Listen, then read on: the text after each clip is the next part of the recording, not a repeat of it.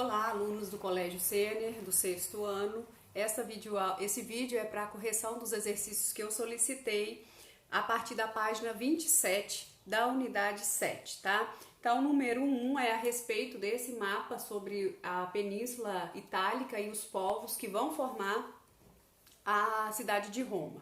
Então, número 1. Que grupo ocupava a região onde Roma foi fundada no século 8 a.C., 753 a.C.? Então, o grupo que mais se classifica como formador de Roma são os latinos. O número 2. Lembre-se de que foi estudado sobre os gregos e identifique a região da Península Itálica colonizada por eles e a denominação que receberam essas colônias. Bom, entre os grupos formadores de Roma, do povo romano, existem aí inúmeros, inclusive gregos. Essa região da Península Itálica recebeu a denominação, essa região da Grécia recebeu a denominação de Magna Grécia ou Grande Grécia, porque essas colônias tiveram origem das cidades-estados da Grécia Antiga, que parte desse povo aqui vai se misturar aos pastores, agricultores que viviam na região próxima ao rio Tibre, dando origem à cidade de Roma. Então, a região da colônia da Grécia Antiga eram a chamada Magna Grécia, tá? Cidades que antes compunham as cidades-estados da Grécia Antiga. A página 27, corrigida, passando para a página 28, referente a este texto, falando aí sobre os gêmeos Rômulo e Remo, sobre os motivos da colonização daquela região no rio Tibre, para eles escolherem aquele local para formar a cidade de Roma. Nesse texto, nós já lemos esse texto juntos, tem os motivos não só econômicos, como também os motivos militares para a escolha daquele local próximo às margens do rio Tibre. Primeiro motivo: de acordo com o texto, descreva os fatores que justificam a escolha da margem esquerda do rio Tibre para a fundação da cidade de Roma. Motivos econômicos, primeiro. Lembra que eu expliquei para vocês? Nessa margem esquerda, cruzavam várias rotas de comércio, tá? Então, era uma região com muita circulação de pessoas. Além dessa região ser navegável no rio ali, todo esse espaço do rio era navegável, que facilitava também o comércio marítimo que cruzava com rotas de comércio terrestres. Além disso, além desses fatores econômicos, como as rotas de comércio terrestre e as fluviais, existiam também questões militares. Por que eles escolheram a alça esquerda do rio para fundar Roma? Porque nesse local existiam as montanhas, chamadas Montanhas do Palatino, e também pântanos, o que dificultava o acesso de povos rivais, inimigos até a cidade, tá? Então, são esses os fatores econômicos e militares.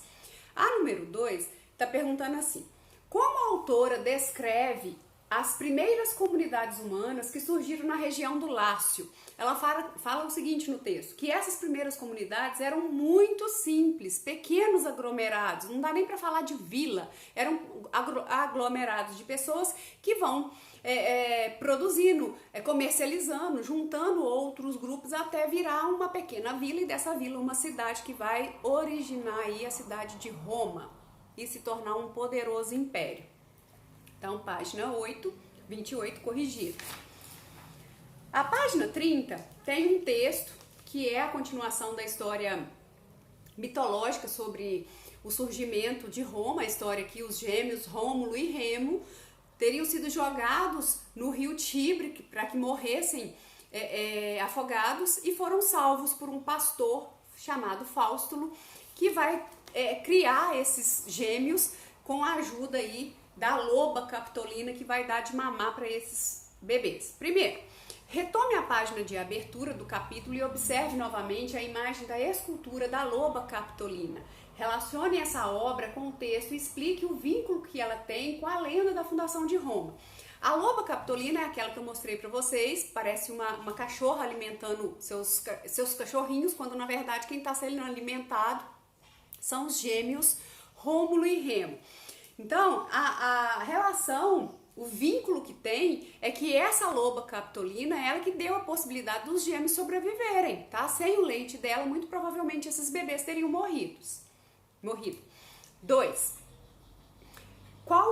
Em uma folha de papel, aí se quiserem, tá? Só fazer a história em quadrinho representando esse mito da criação segundo a história mitológica, a loba alimentando os bebês. Aí eu não vou exigir porque eu também não fiz. O da página 31 já está corrigido pelo vídeo da SPE da semana 9. Então, assistam o vídeo, quem não assistiu, e faça a correção do mesmo. Na página 32, leia como o historiador Pedro Funari descreve uma sociedade e a família romana. Bom, na SPE da semana 9, a professora também fala sobre este texto, que a família era muito diferente no conceito do povo romano, da que nós temos hoje de conceito de família. Família era não só os parentes, como a casa, os escravos, a propriedade e outras coisas. E era uma família patriarcal em Roma. Hoje, primeiro, número 1, destaque do texto e transcreva um fragmento que comprove que a família romana era patriarcal. Na frase que está assim, na terceira frase, o chefe da família era o pai. Já é um indício do patriarcalismo, o chefe da família, tá? A número 2, de modo geral, como está estruturada a família brasileira na sociedade atual. Hoje não mais podemos falar que as famílias são patriarcais, apesar de existir sim muitas famílias em que o pai é que manda. A nossa sociedade ela é chamada de nuclear, de famílias nucleares, tá? Porque existe família que é comandada, administrada só por mães, só por pais, quando no caso são separados, por pai e mãe, e que um não manda mais do que o outro, só de mães, quando existe o casamento homoafetivo, só por pais. Então não dá para falar mais só em famílias patriarcais. Nós falamos em famílias nucleares, vários núcleos diferentes, desde o pai e mãe, que é o tradicional, até famílias que são conduzidas somente por pai, somente por mãe ou no plural, tá? Então, corrigido os exercícios que eu havia solicitado, espero que tenham acertado boa parte deles, tá? Até mais para todos.